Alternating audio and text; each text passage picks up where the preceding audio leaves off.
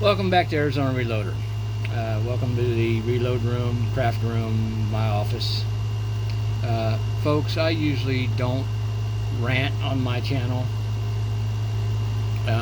This is not a rant by any means, but something happened today that kind of set my mind in motion about the past and the way things used to be and how much we miss those times, my generation. And let me set the stage for you, okay? I was in Walmart, the little Walmart market, not a big Walmart, just the little Walmart grocery store, okay?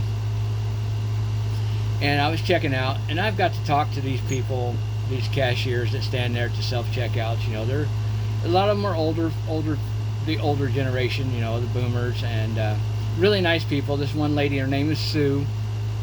I want to give a shout out to her. She's been with Walmart for 10 years, was with Walgreens for 10 years up in Michigan. She got laid off. Come to Arizona, moved to Arizona, her and her husband, and has been with Walmart for 10 years. But we got to talking about the situation, today's youth, jobs, the works, okay? I'm 54. I'm not going to lie to you. I'm 54. Sometimes I don't feel it, don't look it, but I am.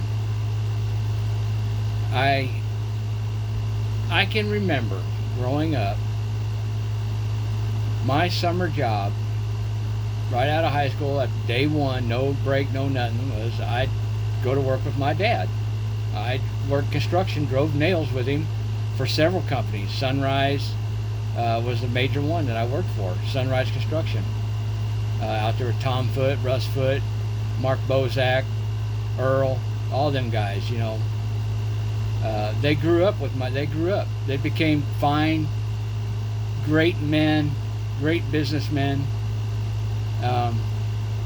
They treated me like I was one of them, and instilled a lot of pride in me, a lot of work ethic. These are guys that my dad would call, or he'd set something up on a Thursday for the weekend to do a side job, and these guys would be there. No questions asked. They would be there. So that brings me to my point. I remember being on the job site, framing, we'd be on break or we'd be on lunch. Somebody would show up, pull up in their car, truck, whatever, have their tools, nail bags, hammer, ready to go to work. Would walk up, introduce himself to my dad, who was the foreman at the time, shake his hand, and they would talk. My dad would ask him about his experience, who he worked for, and everything. And my dad would generally hire him, or he'd point him to another crew with the same company that was looking for somebody. Now, that brings me to today. In 2015, I graduated from an online school while working full-time nights and paying a mortgage and taking care of my wife and the kids and the stepkids and her aunt, going to school to get my bachelor's degree as a Homeland Security Specialist. Okay? That was back in 2015, 2016.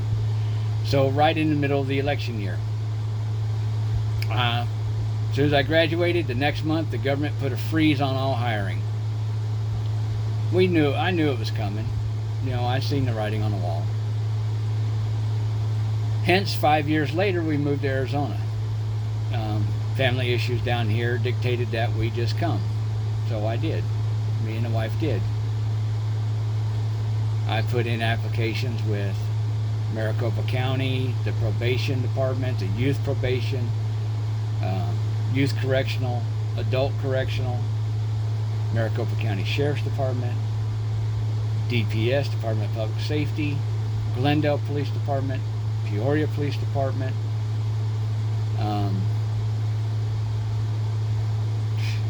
all over in my field of study. Ended up taking a job working as a quality assurance technician with a company. Now, It was good. They were a little. I'm not going to bash on them. They put out a good product. It helps our troops. So I'm not going to bash on them. It's some of the people there I could bash on, but I won't do that. That way. I got picked up by another trucking company to do the same thing I was doing in Colorado with them for 2 years. They hired me on the spot on a phone interview because of my experience. All right? I've been in the trucking industry since 1992. Now, backing up, with all these applications I put in, I served 4 years in the Marine Corps, did 4 tours in the Gulf.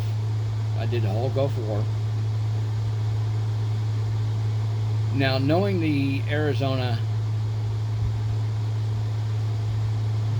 legal system and the prison system and the probation system, not because I've been in the system by any means, because I've had family in the system. I'm not going to lie to you about that. I know I got a good reality, a good base on the system. And yes, things have changed over the years. I totally understand that. But the format is still the same. Not getting hired, getting frustrated, interview after interview after interview. Was finally told at one interview that they are going to go with somebody younger. And it was not because of my age or my experience, it's because they had just zero experience, fresh out of school. Okay? I was a little upset and distraught, and I asked the gentleman, I said, okay, I understand that, but you tell me this. Why would you hire a younger, inexperienced person to do this job that I am virtually qualified for, because I have the education, same as him, same degree, just older? I bring to you all my life experiences, my experience from the military, my experience dealing with the Arizona Department of Jails and DOC, Department of Corrections, all that, my knowledge, okay? I bring you security. I bring you somebody that's going to show up, somebody that's going to be there every day and put the hours in and stay late if needed. Not whine, not complain, not bitch and moan because they can't work longer than 8 hours a day. Okay? I worked for 10 years in Colorado with a company, working nights, 412s, 312s. Come back to Arizona, working nights, 412s. Okay? 412s. The job I have today, I work 8.5, 9 hours, 10 hours a day sometimes.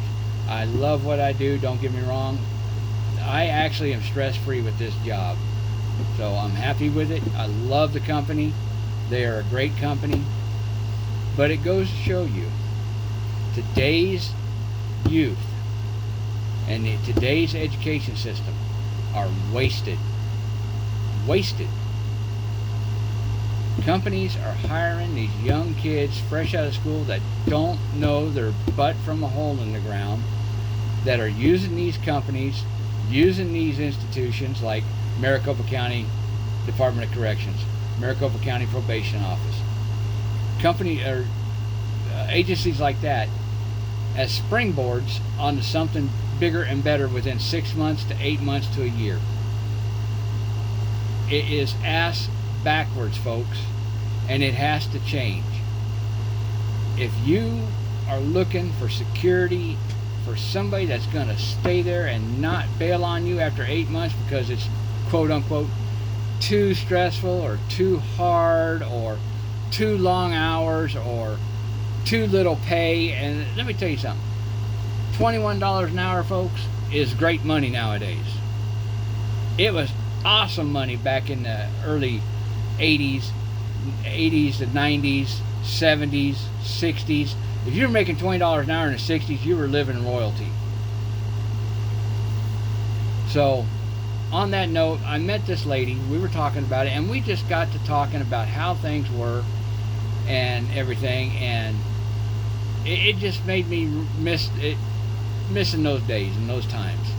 You know, I'm sorry this is a rant, but you know what? I'm sick and freaking tired of it. I'm tired of seeing these little freaking woke ass bastards at colleges where their mother and their father are paying hundreds of thousands of dollars to get them an education so they can amount to be something and be a productive member of society. Pulling the bullshit, and I'm calling it that, it's bullshit. Pulling their crap, what their crap, and doing on these campuses.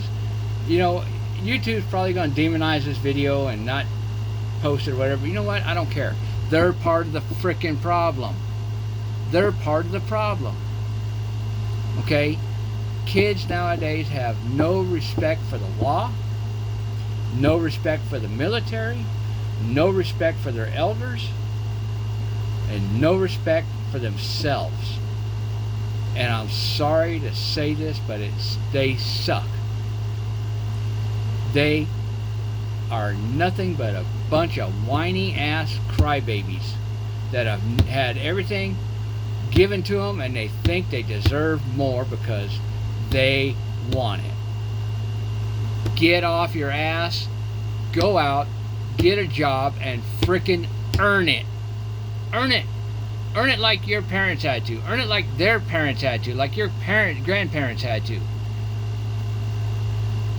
If you do not like it here in the United States, granted, I'm not a fan of our current government.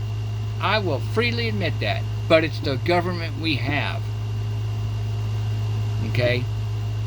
I signed an oath. I took an oath to protect and defend this country from enemies, foreign and domestic. And if it comes down to it, I would do it again. In a heartbeat. At 54 years old, broke, hurt, busted up, I would pick up my weapon and I would do it again. Whether it be from foreign enemies or domestic enemies. My oath does not expire.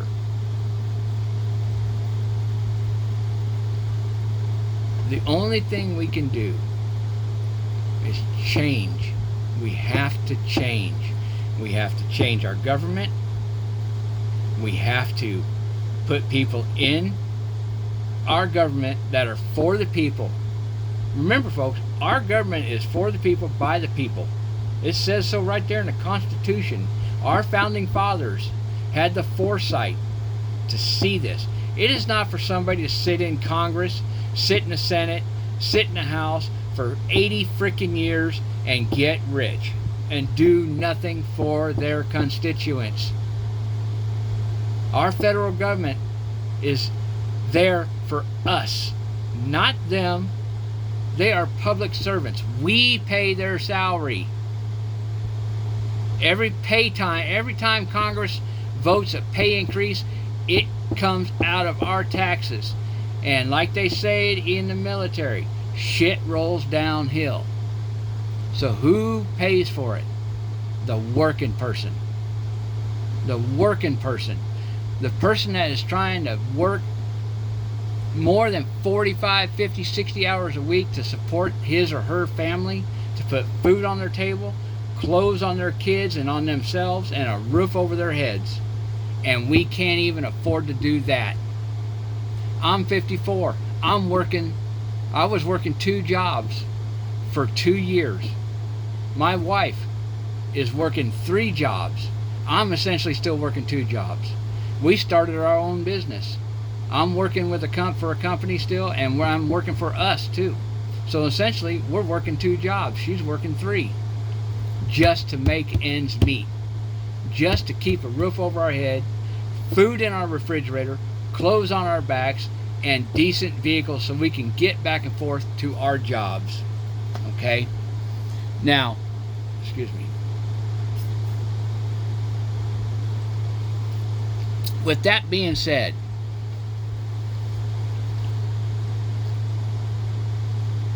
I thought about it, running for public office, but you know what? There's a problem with that. I have morals. I have scruples. I have a conscience. And I can't do that. I will not get rich off of the backs of the working people. Don't want to, because I'm there. Most of you that watch my channel, as few as you are, and I appreciate it, you're working class. You're the working people. You're the people. But we are the people that need to make the changes. This is not a support for one candidate or another. Okay? This is support for change in our government. Okay? At Walmart today, I went and got a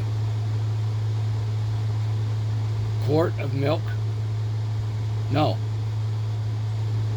Half gallon. Excuse me. A half gallon of milk. A quart of half and half creamer. And a quart of heavy creamer. 3 items. $12. Right next to the dairy case was the egg case. A dozen eggs. 12 eggs. A dozen eggs. Almost $6. When's it going to end, folks? When are we going to say enough? Enough. When? Again, I apologize. This turned into a rant. My channel is totally not about that. Okay? But enough. We have got to take our country back from those that have done nothing but gotten rich and don't care about us. So, with that being said, thanks for watching my channel. I will still do videos. This one probably won't stay up long, but hey, if YouTube demonizes it, my point has been made. They're part of the problem. Okay? So all we can do is prepare, work, keep our heads above water, pray. Pray, people, pray this ends, and hope we get back to some sense of normalcy. You know, I can't tell you enough how ridiculous it is out there. Okay, I have been waiting. Here's another good point. My wife and I both are on prescription medications. Okay, 5 months I've been out of one of my meds. 5 months. I stopped in the pharmacy today just to check and see. And I talked to the pharmacist. He says it's not the fact that they're out of the med. They're out of the ingredients for the med, and they can't get them to compound my medicine. What does that tell you? What does that tell you, folks? Big pharmacy, big tech, they control what's going on in this country. And it's all about that almighty dollar. I cannot tell you enough. This is what it's about right here, folks. And if you think I'm joking you, right there. Right there. That's what these companies are about, is the more of these they got, the less we have. That's what it's about. Okay? It's about the people that sit in the House, the people that sit in the Senate, the people that sit at 1600 Pennsylvania Avenue. Okay? It's sad. It is very, very, very sad that our country, one of the greatest countries in the world, okay, 1942, excuse me, December 7th, 1941, when the Japanese attacked Pearl Harbor, Yamamoto was quoted as saying, "We have woke a sleeping giant." And they did. This country pulled together. We became dominant. The Korean War, same thing. The Vietnam War, not so much. There was hatred. You know, our service members went, they came home, they were treated like frickin' garbage. Garbage. I met a gunnery sergeant yesterday, a retired gunnery sergeant that was in Vietnam in artillery. I met him at the pharmacy. We sat there. He's a former Marine, stationed out at Camp Pendleton. We sat on the chair, in the chairs there at the pharmacy after he had his scripts. We sat there for 45 minutes just chewing the fat about the Marine Corps and about the state of our country. Okay? I'm not the type of person, my father was. He would just walk up, be standing in line, just start a conversation with anybody. Didn't bother him one bit. I was never that way. I was embarrassed. But you know what? I'm that way now. I see anybody that has any military background, and you can tell them. You can tell who's served. You know. And you can see the longing in their eyes for the way things were. In most people today, you can see people my age and a little younger. You can see it in their faces. You can see it in their eyes how desperate people have become. You know, to be able to buy a house to where you can take a hammer and a nail and hang a picture and nobody can tell you no. That dream is gone. Gone. They built some new apartments up the road from me. Okay. I went online, looked at them. They're nice. They're nice on the outside. They're clean. 860 square foot for a one bedroom. Okay. The cheapest one they have. Smallest one they have was a little over $2,000 a month without utilities. Utilities not included. Over $2,000 a month. Okay. Now, mind you, I don't have new vehicles. I don't have a new vehicle. I drive a 2008 Chevy Silverado and a 2004 Jeep Liberty. My wife has a 2013 Ford Fusion. And the Jeep and the truck is paid off. My wife's car is still financed. But the truck's old. It's got 248,000 miles on it. And the motor's weak. It's gotten weaker over time. It needs to be rebuilt. You know, back in the day, I'd have yanked it out. Me and my dad would have yanked it out and we'd have rebuilt it. But I don't have the time. I don't have the money now. I would even have gone to a junkyard and found a low mileage motor and swapped out. Can't even afford to do that. So we do what we got to do to keep them running. Luckily, my father taught me how to do that. My father taught me how to work on vehicles. He taught me how to work on things, how to do my own brakes, do my oil changes, do all that. Okay. Kids today, the Jeep is a standard. It's a 5-speed. I don't lock it. Why? Because these kids today can't drive it. They don't know how to drive a 5-speed. They don't know how to drive a manual transmission. They want to steal it, let them freaking steal it. I'll find it a half block down the road because they abandoned it because they can't drive it. So,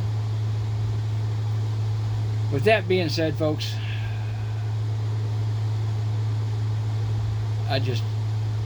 I'm ready for the Lord to call us home. You know, I'm ready. You know, if He's got other plans for me, so be it. I'll toe the line for Him. I'll be there for Him. I'll follow His plans. Okay? Excuse me. No, this is not mixed. I mean, so, anyways. So, a message to the younger generation.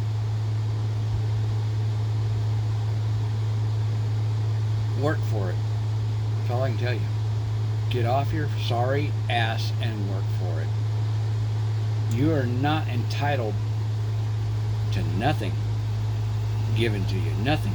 The only thing you are entitled to is to wake up every morning and take a breath, and that is from the grace of God.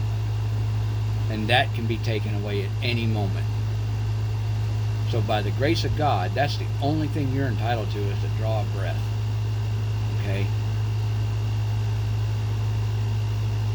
Just because you think you're a girl when you are a guy, physically a male,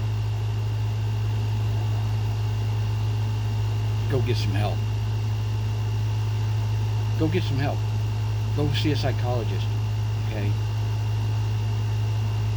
I'm not against, if you want to be that way, you know what? More power to you. I have a niece, and she is gay. You know what? I love her to death. I accept her. The only reason why? Because she does not throw it around as a weapon. That's her choice. Okay? It's her choice. I support her. But when you start telling me I have to acknowledge you, or I have to accept you, I'm sorry. Or I have to respect you? Oh, hell no. You have not earned my respect. Okay? First and foremost, respect is earned. It's not given. Second of all, don't tell me that I have to do something unless it is something that I have to do. That involves paying my bills, taking care of my wife, taking care of our animals, taking care of our home. Those are my have-tos. And to do that, I have to go to work. I have to have a job. Okay? Nothing was given to me. Nothing will ever be given to me. Everything I've got, I've earned. Same with my brothers. My older brothers, my older sisters, my younger brothers. They've earned everything. Nothing was ever given to them. Their kids have earned everything because that's the way we were raised. We were raised with morals, work ethic, and strength in each other. Granted, sometimes families drift apart. Things happen. Words are said. Fences can be mended. Fences are meant to be mended. Okay? Even though right now there's been some harsh words between me and one of my younger siblings. Not to the point of, but just harsh words. Love him dearly. He called me today. Says, hey, I need you. I'd be gone. I'd be over there in a heartbeat. What do you need, bro? What do you need help with? Okay? If he needed food, if he could not afford to put food in his refrigerator, my pantry's open. My freezer's open. Come get what you need. Okay? My sister-in-law, same thing. What do you need? What can I bring you? What do you need help with? When do you need me? My stepkids, same thing. Okay? Granted, we haven't spoken since we moved down here. That's on them. That is on them. Okay? But if they was to call, I'd answer the phone. Okay? I love them dearly. My wife loves them dearly. They're her biological kids. Okay? But you got to live your life. We had to live our lives. We had to come down here. My father raised me raised my two younger brothers, raised his oldest daughter, raised his oldest son, helped my mother, which is my stepmom, but she's my mom. Okay? She raised her two girls. They were married my dad, stepped in and raised three young boys, 7, 8, and 6.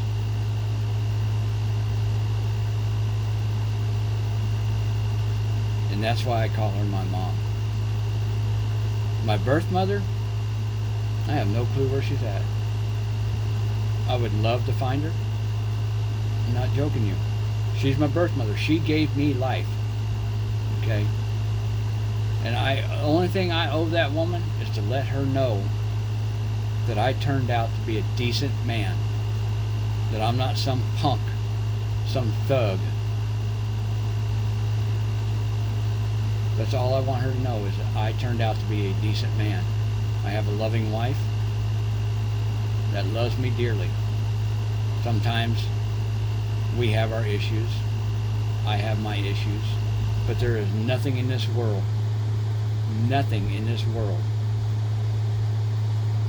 that will stop me from protecting her, from loving her, or getting to her if she needs me, no matter what. Okay? Heaven forbid somebody hurts her while she's at work intentionally, or hurts her while she's out and about. That's how much I love her. That's how much I believe. That's how strongly I believe in us. That's how strongly I believe in my family. My youngest brother lives in Tennessee. Oldest brother lives in Illinois. His full sister, my half sister, lives in Ohio. My mom's daughters, one's retired, she's traveling with her husband. The other one lives up in Mormon Lake, Arizona. Okay? If they was to call me and needed help, I'd be there. No matter what. No questions asked. And expected nothing in return. My youngest brother called me today and said, "Hey, I need you here tomorrow. Can you get here?" I would move heaven and earth to get a plane ticket to get out to him if he needed me. Same thing with my sister. Same thing with my oldest brother. Same thing with my stepkids. I know things were said, promises broken, but financially, just couldn't happen. We tried and tried and tried. Just could not happen. Life has not gotten in the way, but life has dictated to us what we can and can't do. I'm sorry about that. I deeply apologize to you all. You know, we have worked hard just to be where we're at. And we're still working hard. But things have got to change. Because if it keeps going the way it's going, this country's not going to be around for much longer. Financially, we are in turmoil right now. This country is financially in turmoil. So, with that being said, folks, again, I do apologize for the rant, but this is running a little long, and I had to get that off my chest. So, from the Arizona Reloader, from the Reloading Craft Office Room, mainly the reloading room, y'all keep praying, keep prepping, keep reloading, keep shooting, and by all means, keep it together. Have a good day.